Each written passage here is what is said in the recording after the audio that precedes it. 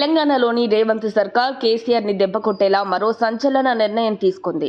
రాష్ట్రంలో గత బీఆర్ఎస్ ప్రభుత్వం ప్రవేశపెట్టిన గృహలక్ష్మి పథకాన్ని కాంగ్రెస్ ప్రభుత్వం రద్దు చేసింది. ఈ పథకం స్థానంలో అభయహస్తం పేరుతో తెలంగాణలో ఉన్న పేద ప్రజలకు 5 లక్షల ఆర్థిక సాయం ఇవ్వనున్నట్లు ప్రభుత్వం వెల్లడించింది.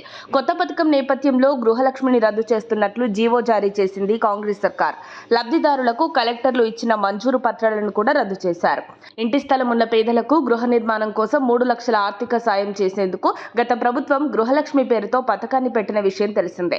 అయితే ప్రస్తుత ప్రభుత్వం దాని స్థానంలో అభయహస్తం పథకాన్ని అమలు చేస్తోంది.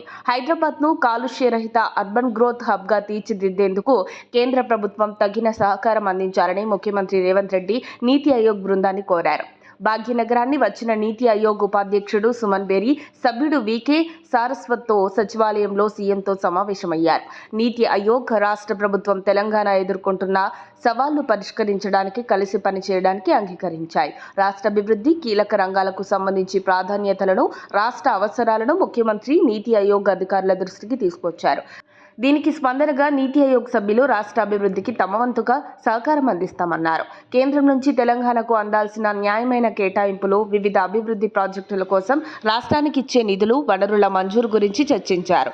రాష్ట్ర ప్రభుత్వం ప్రజల సంక్షేమం, శ్రేయస్సును దృష్టిలో ఉంచుకొని సమన్వయంతో కలిసి పనిచేయాలని నిర్ణయించారు. నీతి ఆయోగ్ పాలక మండలిలో రాష్ట్ర భాగస్వామ్యం కావాలని నీతి ఆయోగ్ కోరింది.